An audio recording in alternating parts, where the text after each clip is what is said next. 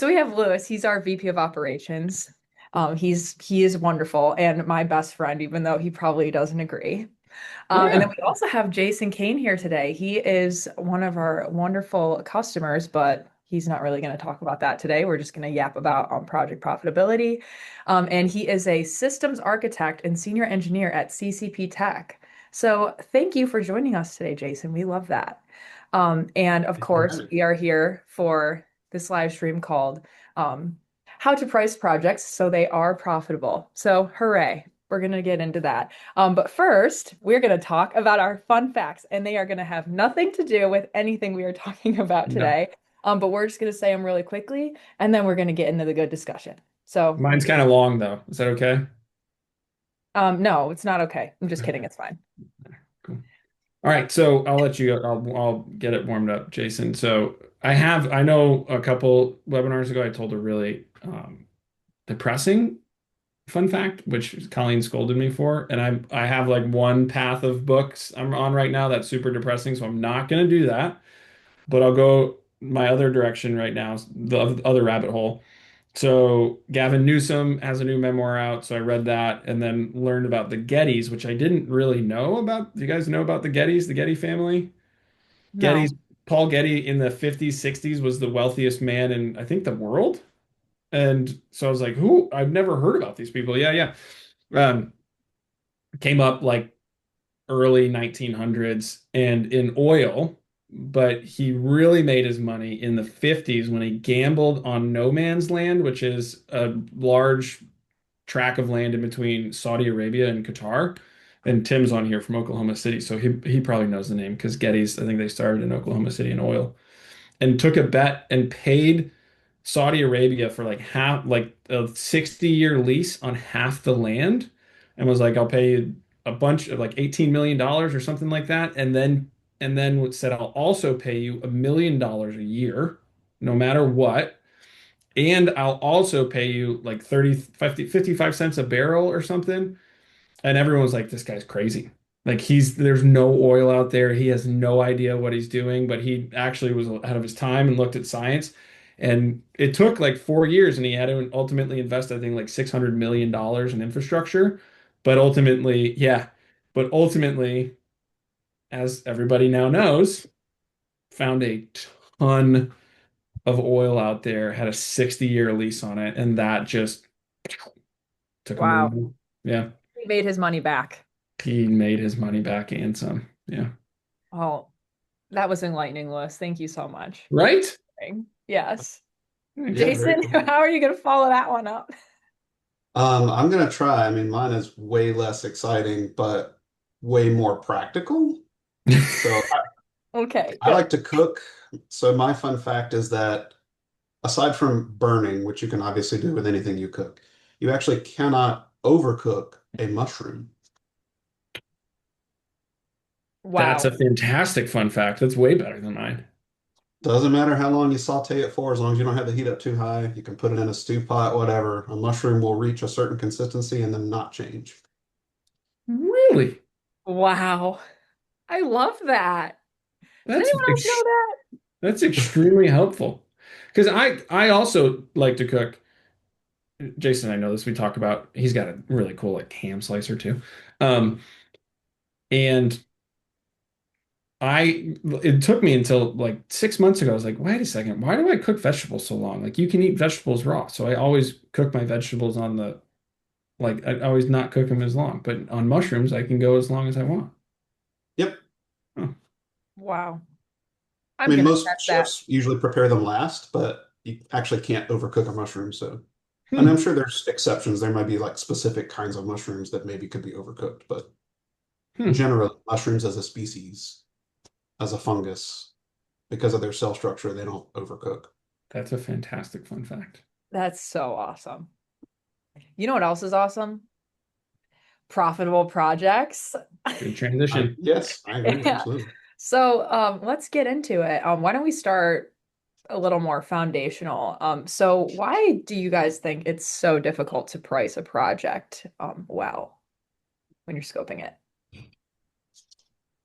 I guess I'll take a crack at this as someone who prices projects for our company. Sometimes I share that responsibility with others now, but at one time it was basically all my responsibility. Um, there's a lot of reasons why it's difficult. For me personally, probably two of the biggest ones were at the time inexperience. The very first time you do something, it's really hard to estimate how long it's going to take you to do a thing, which for us as a fixed price project company was difficult because you'd either way overshoot or way undershoot. Generally, at least the first time, but sometimes first three, four, 5 times you did a project, and that could vary really wildly. And the second reason is, for me, again, personally, there were just an exorbitant amount of environmental factors that go into things that really impact your project. You just have no control over. Customers don't respond. Customers will change their mind about a thing. They will approve a project in January, expect you to execute it on it in May, and then forget all about all the things you've discussed if you're not like constantly reminding them. And so I guess that kind of ties back into the inexperience thing. Really, it's just about experience for me. And once we got there, having a tool that helps you dial in that repetitiveness, dial in those templates, whatever your tool is, um, it becomes much, much, much easier to get that to a profitable place. Yeah, it's a lot of the tacit knowledge, right? Of just knowing like, oh yeah, we're doing this for this person. I need to keep this in mind. And that's to your point, Jason, why being able to document that sort of stuff and throw into your templates like, yeah, this is a risk on this project if we don't get credentials back from the customer. My example, not necessarily in the MSP space, but in my previous life in manufacturing, the majority of my projects were new equipment that we would install. So not too different, right? Um, Integrated lines with different components that do different things. And the first one, I had no clue. Am I super choppy for you guys? A little A little bit, but bit. we can hear you. I'm okay. Sorry, I'm just watching myself be choppy. Try not to move as much. So integrated a bunch of different components, and the first one we did was, wait, that doesn't work with that, and this doesn't work with that, and this doesn't work with that, and oh, we're using this type of product running down it, and so this is going to happen, and it doesn't work well with that, and learning those things from Jason's point, experience, documenting it. By the time we did my last line there, it was like, nope, can't do that, got to do this, can't do that, got to do this. We had all that documented. And sure enough, that thing was installed on time, qualified quickly, ran the way it needed to. So it is a lot of experience, but also understanding you're going to have people turnover and documenting that experience so that people have it within the templates. And to Jason's point, if it's something new you haven't done, and you probably shouldn't do it as a fixed fee, right? Throw it in there as time and materials, explain to the client, hey, we're going to do the best we can, but we're doing the special for you, and we'll knock this one out and keep getting better. Jason, how long did it take for your MSP to understand your true project margins? That is a really tough question. I don't know that we truly understand them today, if I'm being perfectly honest.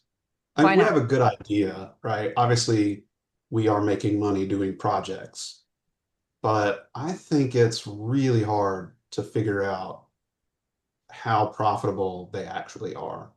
And there's a million and one reasons for that. And some of it is just the way we do our projects, which hopefully is going to get better now that we're making some changes on the PSA side. But it's hard to know how much it's costing us to do all the pre-sales work, all the opportunity work, because that has a cost to your MSP, right? Your salespeople don't work for free, your admin staff don't work for free.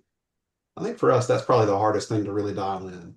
I mean, I know how much our labor costs, and I know how long it takes us to do a project, so that's easy to get. But it's all the admin overhead and pre-sale stuff that's just really, really, really hard. Okay. It, Lewis, with Jason, our no, I was just going to say, Jason, I know that you guys have looked at that a lot, that pre-sales sort of stuff over time. You've got different things built in to track where things are at on that. Um, some people say charge for it. Some people say don't charge for it. Where do you sit on that topic? Um, I think you and I have spoken about this at length before, and I think we kind of agree you don't work for free. So all of your time is accountable, all of your time should be billable. Now, how you bill for that, there can be some hidden magic. I like to think we've like invented some secret sauce. We probably haven't. There's probably a lot of MSPs that do what we do here. We don't like do hourly rates for pre-sales and opportunity work, but the cost of our project labor is enough that it absorbs the cost of that pre-sales work. So that's how we're accounting for that cost. Yeah, you've got to capture it somewhere, right? So doing that, some people throw it into admin time or PM time that they charge extra on the project. Also, I've seen some people that they try to encompass that in the customer's agreement, right? So in the rates that they put in a customer's agreement saying like, hey, we know that we're going to be scoping projects for them over the course of the 1 3 year contract that they have. Let's make sure that instead of $1,500 a month, we're charging $1,800 a month to try to cover for some of that. Lewis, you kind of started going there, but with the probably hundreds of MSPs you've worked with, how do most of them price their projects? And also, I want to say group participation is encouraged here. So if you want to chime in and say how you're pricing your projects too, you're free to do that. But Lewis, in the meantime, want to answer that? Yeah. Colleen, do you mind just double checking the chat too? I'm not Oh, sure. it's good. Oh, is it good? I Yeah, it's learned my just like, lesson after 6 times. yeah. For me, it's okay. As long as it's good for everybody else. So the word there that's interesting is price, right? Because price means a lot of different things to a lot of people. And one thing I've learned a lot working with MSPs is everybody uses words like that differently. So I would recommend that if you are pricing projects or you are getting projects handed to you from the sales team, clarify on a lot of those words like price, cost, budget. Everybody thinks about them differently. We won't get into the word schedule because that's a different topic, right? But cost. Jason, you just said cost. I could tell from context you're talking about bill rate. Some people say cost. They think about cost of goods, your burdened rate for employees. So pricing, I think, means a lot of different things. We see people um, just at a high level. If I start to work our way down, some people price projects to be included in their managed service agreements. Some people do not. So they price their projects separately outside of an agreement. Um, price also can mean, so to some people, it can mean fixed fee versus time and material versus not to exceed if we are selling it outside of an agreement. So you can think about it a little bit like a matrix where yes, no, and priced outside, okay, is it fixed fee? Is it time and material? How's it going to go? And then you can get into the layer of, hey, you know, I'm going to price it based on hourly rate or hours, or I'm just going to come up with a number and throw it out there and hope we hit it. So I would say for the most part, we see that people are selling projects outside of their managed service agreements. And we do see some people that sell them within their agreements. It just can be just got to really make sure you're tracking that because that can get out of hand for sure. And you got to put guardrails on that too because customers are like, oh, all projects are included. I'm going to do all this stuff, right? That's a slippery slope. From there, people that are pricing outside of agreements, I would say the majority are doing fixed fee. Not a lot of people do time and material. We do have some people that do all time material and they want to move to fixed fee. It's a little bit all over the place, but majority are fixed fee. And then from there, most people have just the flat standard. We charge $200 an hour. We think this project is going to take us a total of 100 hours. So we're going to charge $20,000. No, 2000. Did I add an extra zero there? Sorry. So, and again, everybody looks at it differently, but what I would recommend is when you're talking about pricing, just clearly define those things with your customer, with your team, with your sales team, with your leadership. It's just those can mean so many different things. That's a great nugget. And while you can't see the chat list, so sorry about that, but I don't know how to fix it. Jerry chimed in, says Moovila templates help us with this. So, oh, thanks for that shout out. So sweet. He says we use them for basic structure, add the client specific or project specific variables, and then go back to the template after the project is complete to capture any places where we need to adjust based on lesson learned. Yeah, Yeah. that's a nugget. So why don't we talk about places that need to be adjusted or certain things that happen in life and present risks to your projects. So what are some of the biggest risks that derail project profitability that both of you have seen? Jason, I'll take the first crack at this. Yeah, thank you. you live in the So real world, so I don't know about that. Maybe a little bit.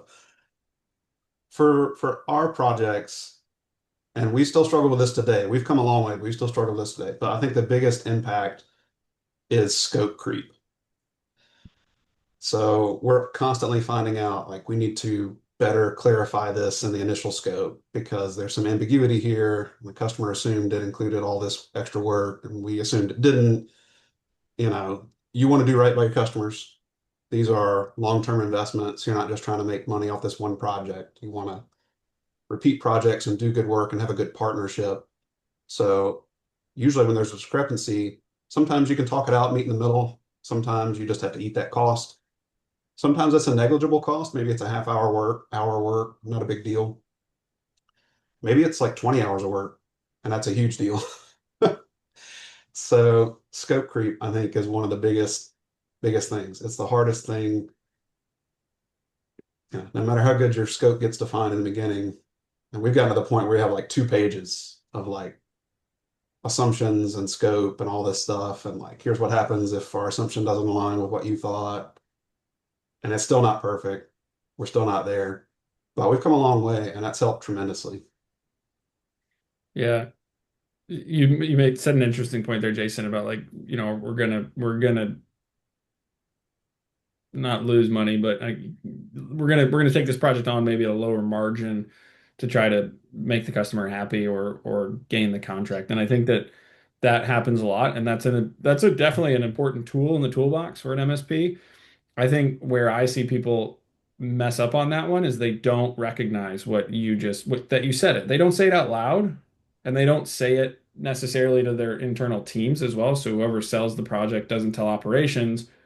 Operations like, Jason sold this project for 5 hours. This thing's going to take 50 hours. Why would he do that? Right?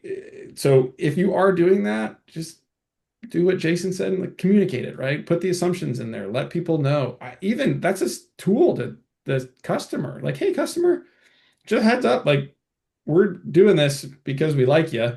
Um, it's we're losing or not. That's always a careful one, but hey, we're giving this to discount, just to make sure that we get you what you need. Question off that, Jason. In those scenarios, I've always wondered and asked this a lot.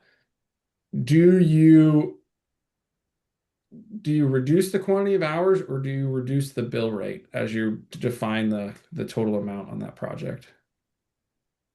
So our projects are a single line item for project labor, Sure. and that rate doesn't change. Okay. So it's easier for us to issue like a monetary discount if we need to. Okay. And it's usually a multiple of the hours discounted by. Okay. Got it. So the operations team though sees that and sees, yep, it was this discounted that based on hours. Okay. Yeah. Yeah. In the beginning, we used to like itemize everything. Like Hmm. we're gonna go on site and plug up the firewall, and that's 2 hours. And then we're gonna configure the firewall, and that's 2 more hours. And what we found is customers will nitpick every line item. I think that should only take you an hour and 45 minutes and not 2 hours. I'm like, yeah, well, I mean, you could do it, right? I don't want to be rude, but that's what I'm thinking. So we did away with all that. It's just like we're gonna do all of these things, and it's this much money. Yep. And Do that you way they get don't have that ability to nitpick you. Yeah, well, that's like you and I were, I forget where we were at when you walked in, like, yeah, they put the wrong access point there because that emits Wi-Fi this way and it should be on the ceiling to go that way. And I was like, oh yeah, I would never know that, which is why. customers shouldn't nitpick. Um, do you get any customers that push back on you of like when you show the total amount that are like, I need to see a breakdown? Sometimes we do, and we just explain that we don't do that. Sometimes, more often than that, though, we have customers that say, is there any way we can reduce the labor amount? And we like to work with our customers. If there's a lot of labor for us to do some manual work, it's not really all that technical, and the customer has workforce that they're willing to commit to help with a project to reduce hours. If you want to help me unbox a bunch of equipment to save on cost for unboxing, yeah, absolutely. Sure. Nice. So, okay. I know a lot of MSPs price their projects fixed fee. Um, Mhm. what about T&M or hybrid projects? How should an MSP know which style of pricing their project they should choose? Like, what are some of the factors that goes into deciding what works for them? Hmm. Have you done the project before? Have you done that type of work before? So yes, Yeah. we try to stay in the realm of fixed fee for everything. The one time today where we still do time and materials is for what we classify as a novel project. So like a very customer specific thing we'll only do once is usually a time and material type effort. And we don't go through a whole project process for that. We don't bother with a scope. We just say, yes, customer, we will help you do this work. It's time and materials. Here's a list of what we think you're going to need to buy. If you want to buy it, you want us to buy it, you know, estimate maybe 20 hours, but we're going to bill you actual time. So if it's 5 hours, if it's 50 hours, you know, and we usually over communicate on those because it's good. If somebody was doing time and material work for me, I'd want to know if you're going to hit a certain monetary threshold. And then like every time you're going to go way above that, let me know again so I can decide if you want to keep going or if it's okay to leave it like it is kind of thing. So I try to take that approach with our customers, and we do sort of a similar thing where it's, hey, we've hit 20 hours. That's kind of our estimated start. I think we're probably just a couple hours from the finish line. Is that good? That kind of thing. Yeah. But otherwise, we're largely fixed fee. Yeah. You made it, yes, an interesting part of that too, Colin. You said hybrid, right? So we do see a lot of fixed fee with a time and material component as part of it. That one is all over the place as well, I would say, where to Jason's point, hey, we're going to do this work in this project, we'll sell that at fixed fee, but then we're going to do this other novel piece we haven't done before, so we're going to charge you time and material for that. Do see that a little bit. You got to be really organized to make sure that you're tracking that the right way and the time doesn't go against the wrong ticket and whatnot. I would even argue that should just put that into two separate projects so that you make sure, hey, this is here, put this time on this one there. Um, Scope creep, a big one too. If something comes up, you have those parameters, you're able to have that customer conversation there, and you say, hey, customer, this came up. We will do this work for you, but this is extra cost. And they say, okay. And then a lot of people will drop that phase into that project and say that that phase is time and materials. So definitely see it. Hard to manage. Yeah, Okay. sounds easy, right? But it is hard to manage. You got to make sure the right time is against the right place. And you're sending, how are you billing the fixed fee? Are you doing progress billing? Are you doing invoicing deposit? And then upon completion or milestones, how are you doing the time material all over a month? All that stuff is, I mean, it's a lot to manage, and somebody's got to stay on top of it and know exactly what's going on to make sure you don't underbill and overbill. Would you say, I mean, that's kind of what I'm collecting from hearing you talk. So, running a project fixed fee, um, that avoids scope creep a little bit more than a T&M would upfront. So you could expect to have less scope creep by running fixed fee. Yeah, I don't know that that's true. I think I see his face. I think he's thinking the same thing. I don't know that that's necessarily true. I think you've got equal opportunity in both cases. Yeah, I think you do. I think time and material protects you more on scope creep for sure. Yeah. Um, but I think there's equal opportunity in both. I think probably in some fixed fees you are right, Colleen. I think that in some fixed fees, like a firewall that you've done 200 this year so far, yeah, you're probably a little bit better off on that for sure, and that's why you're selling that fixed fee. Um, you just never know, too, right? I mean, customer, you got your standard stakeholder you work with, they leave, you're going in to do the next access point in the next site that you're going to replace all those on, and you have somebody totally new you're dealing with, and they think about things differently and look at things differently. So it's just there is equal opportunity for scope creep. Scope creep is not biased. Scope creep doesn't discriminate. It does not. Right. Put Boo. that on a t-shirt. Yeah. We That'd be a should good title for a yeah. I'll pass that on to the team. Yeah. We'll start handing those out at conferences. Yeah. All right. So obviously a lot comes down to your processes, right? What would you guys say, like top level, what processes help MSPs price their projects more consistently and whatever definition of pricing you want to use for this? I'm actually really excited to answer this question because the whole Heck, time we've been talking, that has been my number one thought. Every one of your questions, I couldn't answer directly because I kept thinking of like specific cases in my company where it's not about any of the things we're talking about, it's about process. run with So it. the very first thing I'll say is it's super, super important to have a process. Some MSPs don't. You're just like, oh, it's a project. And you just think you have a process, but you don't. And you don't realize that until the one guy who usually does all this stuff is on PTO or sick or he left the company. And now everybody's scrambling to figure out what it was. This is the one guy. No. Once you have a process, you really have to just, and it's going to sound like you're being mean or a stickler or whatever you want to be called, but you have got to make people stick to your process. We struggle with this today. It hurts when people don't stick to the process. We have a very well-defined process for how an opportunity flows into a project, how we do a discovery, technical discovery that builds onto that, that goes back to quoting, how that becomes an approved project, and then how we execute and deliver that. And every single time we have a problem, if I go back and look, 99% of the time, it's because somebody did not follow the process. And it is so frustrating. It's like, man, we totally could have nailed this 100%, but you didn't give the right information because you didn't follow the process.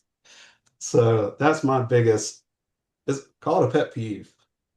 When stuff happens and it's like outside the process and I catch it, I'm like, no, don't do that. Please follow the process. Put this data where it's supposed to be, tag it the way it's supposed to be tagged, so we can do what we need to do so that everything flows nice and smooth and we don't miss anything. Process is just tremendously important. I think that's where a lot of MSPs probably fall short. They don't realize just how important it is. Write it down, hold people to it, do your process.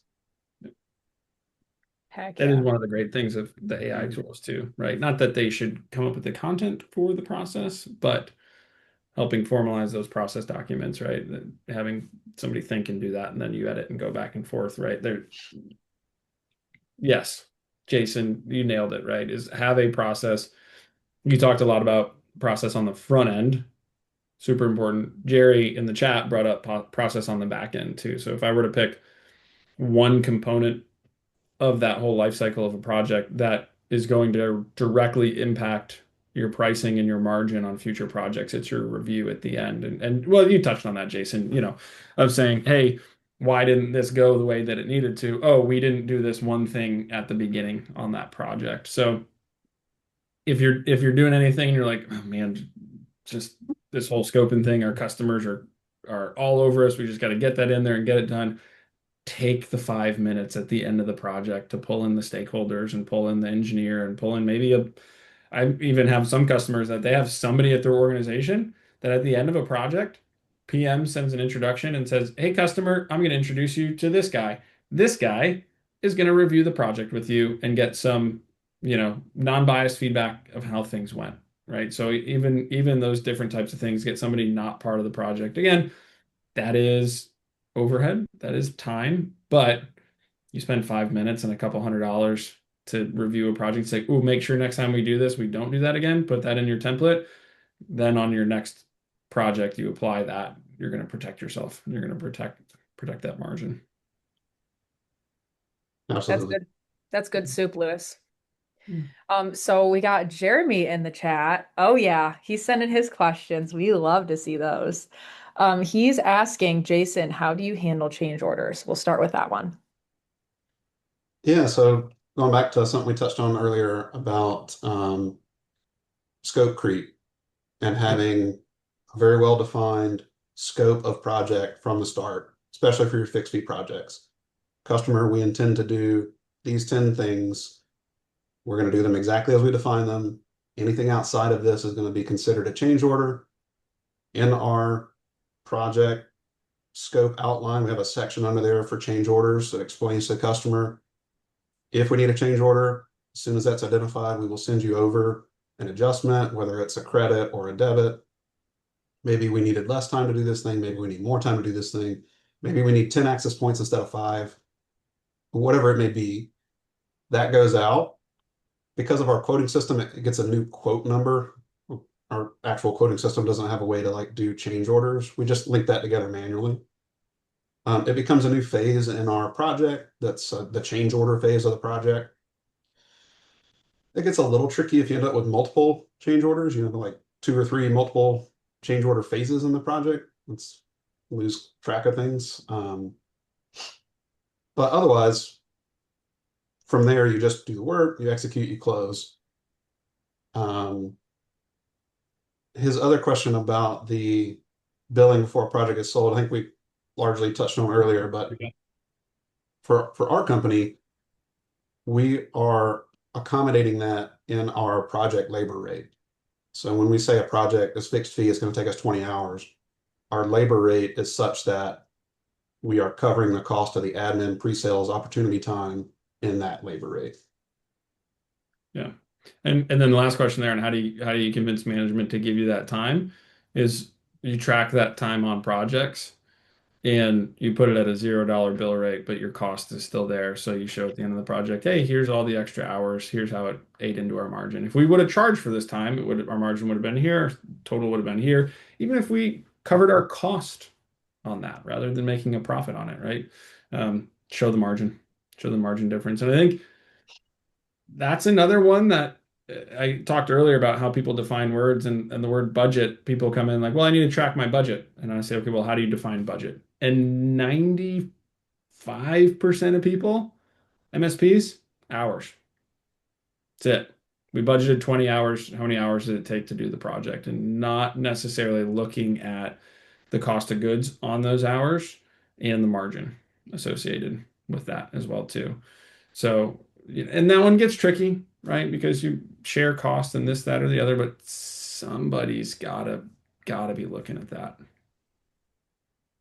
How do you get an MSP to move from hours to actual cost? You gotta track it. You gotta put a cost in there. Something. You gotta track it. You gotta look at it. All right, I got a Yeah. particularly interesting question here. So, Jason, you would definitely have a really good answer for this, I'm sure. So as your MSP has started to scale and you're taking on a lot more projects and you're like, all right, we got some good going on here. We're growing, we're making it work. What are some of the things that have went wrong or things that you've had to fix along that way while you're scaling? Um, my personal experience is the thing that stuck out for me the most, assuming things of people was my biggest problem. I I tend to see, maybe I have rose-colored glasses. I think people told me this before, but I tend to give people way more credit for things than they deserve sometimes, and that often bites me. So we have had people transition into project engineer roles from our service desk, and I have had this assumption that you worked our service desk for 2 years, so you know most of our customers, you know this and that, you can work on these things. I can assign you this work and it will get done. And then when the project closes, I'm like, it took us 20 hours to install a firewall that should have taken 5. Why? And it's because they spent a whole lot of time trying to figure out how to do it. So what I have learned, what has helped me tremendously with that, is a tool that captures what you do. There's a bunch of tools that do this. Some are more intrusive than others, but capture your processes, document.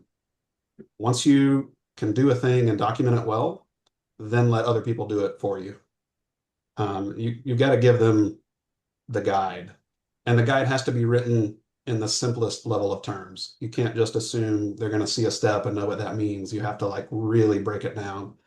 And that may seem like you're treating people like they're dummies. Maybe some people are dummies and they're just kind of fumbling their way through.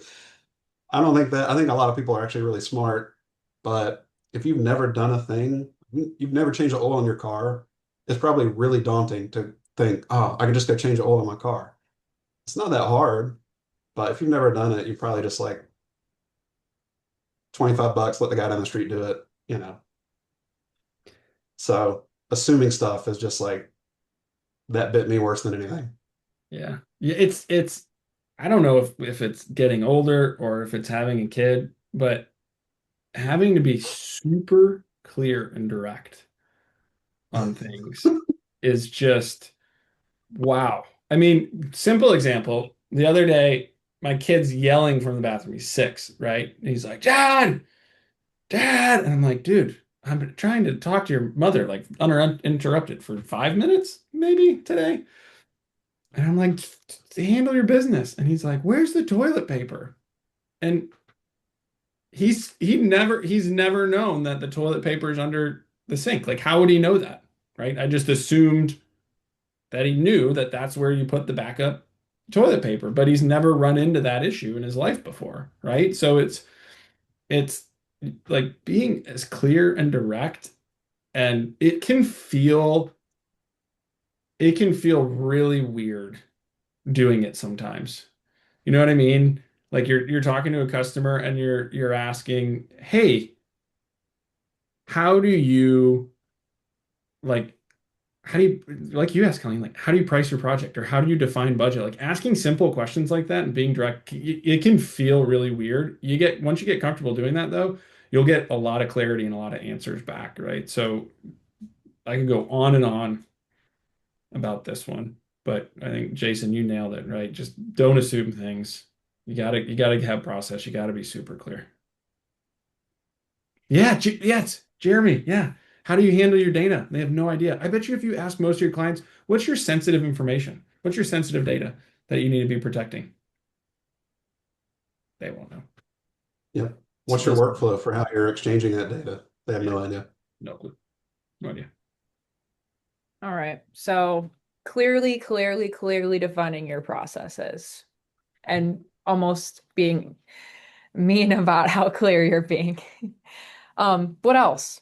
What are some of the other things you have to like very clearly state in, well, with your team, but also in your project plan to where you're making sure your projects are staying profitable? Top three. What are they? I say sales to ops handoff. I say that's that's a big one. Hey guys, this is what we sold. This is why we sold it this way. This is how we're going to do it. This is what the customer knows, right? If we talk about, I mean, that one to me is huge. I'm going to go with communication, just all around communication. You can have a project go every possible sideways you can imagine. But if you're just communicating, just simple, like pick up the telephone and call. Yeah. We ran into something we didn't expect. We're having some trouble. This is taking longer than expected. Whatever it is, if you just communicate internally, communicate with your client, communicate to yourself. Sometimes you gotta you gotta remind yourself you're human, make mistakes. Man, communication goes a long way. You'll have projects go perfect without a hitch. You'll have that SAT go out at the end and you'll get customer feedback. It's like, this project sucked. That's because you didn't communicate. They didn't know when you started. They didn't know when you finished. They didn't know what you did. They don't know what changed. They got a thing that said something changed and they're like, what? So, communication, it's huge. Probably the biggest one. So, That was Jeremy two. Do we need says, three? I feel like those are good. Two good ones. We can get. Do we need a third one? I mean, they will do, but if I can have a third one, I will take a third.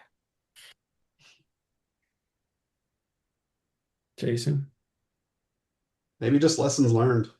review. I was gonna say review. Yeah, I was gonna say Yeah, hand off the review. beginning and the review on the backside. Yeah, yeah. And then so it's like maybe it's like a try to think of a weird analogy, but like front side handoff, backside handoff, like blanketed in communication all around it, just a communication blanket.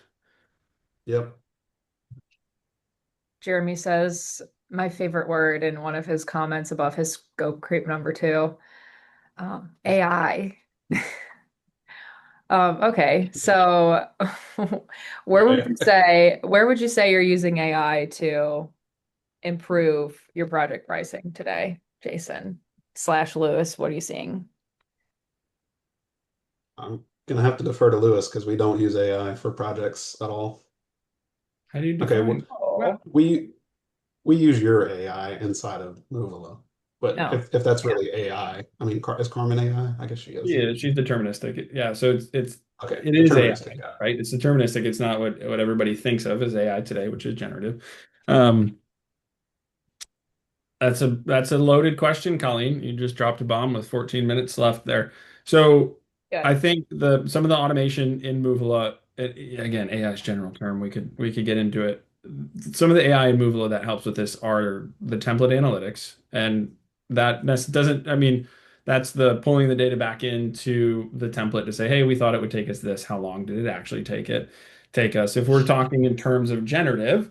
A lot of people are starting to use that for scoping out projects and building out proposals and building out plans for customers. I'm starting to see a lot of that on pricing. Um, Other than that, people are still trying to figure out how to sell it. I think MSPs are still trying to figure out how to sell it and they're having a hard time with it. Jeremy's in there. He says he's using it for communications. Um, Writing some scripts. Yeah, it's one of those things we're hearing a lot about it, but practical application of generative AI is harder than than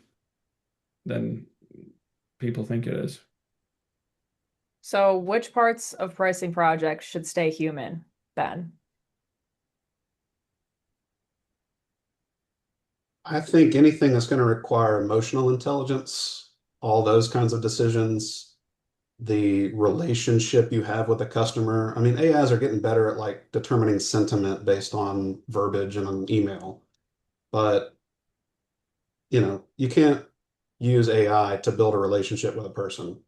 I mean, I guess some people probably can, but by and large, you can't really do that. So, in my opinion, the communication, the personal aspect, the talking, decision making is all going to remain human. Now, math, the analytics, the work, all of the data, AI is probably really good at that, simplifying that, giving you what you need, at a quick glance, trying to get data out of something, reporting. That's probably Yeah, a better use case for the AI. yeah. It's still somebody needs to review the outputs, right? And somebody needs to interpret those outputs because again, like we talked about earlier, the tacit knowledge to know like, yeah, it's based on all the, instructions for the Meraki firewall that are on the website, it should take that long, but knowing like, no, this usually happens on this one thing when you're on site with the customer, so I need to add an extra hour there, that sort of stuff, right? So, and that again, you can document and you can put in there. So over time, you could incorporate that there. But the review of the pricing, the review of the proposals, and then to Jason's point, knowing that sure, this looks great and I should be able to put it in front of a customer, but I know that I'm going to have to send it to John at customer A, and John's going to look at that and he's going to get super mad about it because he likes to look at it this way. So knowing the ins and outs of customers and reviewing things, that's always going to have to be human. And using You maps went to a based on what yoga I studio said. that didn't exist because of ChatGPT? Yeah, I said what near me has free first class to try it out. And it said there was core power in West Ashley, and there wasn't one. You It was what you Whole Foods. Mhm. Anyways, that's not what we're here to talk about. We're just talking about why AI hallucinates. Okay, I'm rapid firing you two. Okay. What is one immediate lever to improve project margins? Three, two, one, go. Reviews. Project review at the end. Sorry, that was broad. My brain is slow because I've only consumed half my normal amount of coffee today. Jealous. he stole mine. He said reviews. Honesty. Let's go with that. Be honest with Okay. yourself about how long something's actually going to take you. Don't try and fix price your best possible outcome. Fix price your real world, honest. Customer's going to talk to me for an hour about his dog outcome. Lewis, passing you the mic. I gave my answer. Oh, you did? Yeah, project reviews. He said Yeah, project review. you said reviews, and I was thinking about reviewing like a product on the internet. Okay. Yeah. Yeah. Um, No. Reviews at the end of the project to say how long did it actually take us. Again, word budget, start with hours, put some cost in there. You you have to have a cost to be able to determine a margin. Just looking at a quantity of hours can't give you a margin because there's a lot of variables that go into that. I also would argue having a target margin would allow you to get to that because you might look at it and be like, 30%, good job. End of the month comes, management's like, why is our gross margin on projects only 30% this month? And you're like, I thought I did a great job. They're like, no, your target is 55%. So having a target, it's a pretty important one. that's a good nugget. Yeah. Okay. What's one thing a lot of MSPs are doing right now, when it comes to pricing their projects that they should stop doing because it's making them less profitable? Three, two, one, go. Jason. I'm gonna stay with the human aspect of all this. Stop being emotional with your project pricing. I used to do this. I was guilty. Be like, man, I really love this client. I should do this for less. Don't do that. If you love your clients, you'll treat them all the same and you'll give them an honest answer about what it costs to do a thing. Yes. I couldn't think of one because Jason's was so good and I was listening to it. Yeah, Jeremy's just echoing it. Jeremy said Stop, it. stop giving them huge discounts. Just charge them what it costs. Yeah. Nice. I like that. It's my favorite when I can stump Lewis. Hard to do. Yeah. Yeah. Yeah. I'm stumpable. Stumped with the best of them. One thing to stop doing, I have a lot of things they should start doing.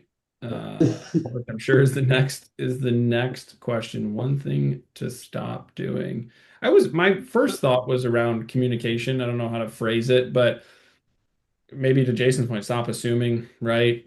That people know the things and the things they're going to do. So, you know, handing things off and stop not communicating internally. Maybe I'll start with that one, right? We've hammered talking to customers, but just internally, every organization, sales and operations always butt heads. And when you don't communicate between those two, hey, we did this way because of this, operations people are be like, you guys are what? Makes no sense, right? And salespeople are like, God, I hate dealing with those ops people. They're so prickly. We are very prickly. Um, but just stop not communicating. Jeremy says things to start doing. Capture. I can't understand what that word says, Jeremy. Capture ALES engineering Sales. time. Probably sales. We Yeah, forgot left it. the S That's off. sales. Okay, well, you guys can tell Yeah. marketing team over here. Capture management leadership time and what they are doing. Yeah, I love that. That's good, Jeremy. All right, so what's the biggest myth that you can think of about project pricing? I got one. It was our myth. This one got us big before. So we've talked about having margins versus just hours versus just time. That's the myth. That's the one you got to get out of. Probably nobody does it. Well, some people do. Some MSPs are there, some are not. You've got to stop assuming that because you quoted a project at 20 hours, and it took you 20 hours, that you are actually profitable, that you're going to get your margin, that you're going to be successful there. You have to go back and review and figure out what it actually costs you to deliver that project, regardless of the hours, versus what you charge to deliver that project. That's how you're going to get your margin. That's how you're going to understand, did you actually successfully, were you profitable on this project? Because you can say it's 20 hours and it took us 19.5, we win. But maybe your margin was only 5%, which I would say is probably not a big win. Okay. So would you say pricing with confidence and practice is setting goals and going for your goals? How would you I elaborate think on it's, that? I think people have the goals. I think they need to understand the best ways to go about calculating those goals. Yeah. Communicating the goals. Leadership, like your company has a target margin, hopefully, Yes. for the overall business for the year. So that should be like start there. Then look at it by month or look at it by quarter. And then however you break it down versus agreements versus like the majority should have managed services, professional services. There should be a margin. There should be a target revenue goal and a target margin there to be able to get to the like there is a target somewhere. It just needs to be communicated and translated to the appropriate people. One of the big myths I think is people think they can't sell time and material projects. People think that they're going to get pushback from their clients, right? If they put in front of their client, like, hey, I think it's roughly going to take this. I don't know exactly how long. And so we're just going to put a number in front of them. And then to the Jason's point, we're going to eat our lunch on our margin. I think if you communicate appropriately with the customer, hey, customer, we've never done this before. We are doing this just for you specifically. Happy to help, happy to do it. Here's what, we're not going to be making a ton of money on it. We're going to have to sell it for time and material. I think if you communicate it the right way, I think time and material projects are not as hard to sell as people think they might be. Again, MSPs are in a spot where your customers have no idea the depth of your knowledge and what you do for them, right? Like no clue how much goes into it. That's why they hire you. And I think they forget that. And I think the more you show that and explain that, the better you're going to be off on your profitability and the better you're going to be off in your overall relationship with your clients. And that's the scoop. All right, guys. So since we only have a couple of minutes left, if anyone else has any other questions that will rapid fire take around 30 seconds to answer, go ahead and drop them in the chat. Otherwise, next month we are going to be on the alternative payments webinar. It's going to be Lewis chatting with not sure who yet, might be Steve Taylor, but we're going to be talking about project management and Luke's going to be leading that charge. It's going to be very fun. So in our newsletter, and we'll send out some emails too if y'all are interested in signing up for that. Do it, please. Otherwise, we will see you back in May. And we have a survey coming up after this event concludes. So please give us feedback. Let us know what you thought. Jeremy, thank you for letting us know what you thought. We appreciate that. We appreciate the love. And if there are any topics that you want to hear us talk about anytime soon, tell us in the survey, and maybe you will see it coming up on a future live stream. And join if you want to talk. If you want to talk to us, I don't know how Jason hasn't been on Yeah. one yet. Yeah, if you want to join us and just yap it away with me and Liz, let us know. Send us an email. So, anyways, we'll send the recording afterwards. Thank you all for joining. Jason, thank you so much for being our wonderful guest. We appreciate you. And Lewis, Thank you. thank you for joining another month. Sending all of our love, and we'll catch you next month. Bye, everyone. Thanks for the time, Jason. Thanks, Colleen. Thanks. Thank Bye. you. Thank you.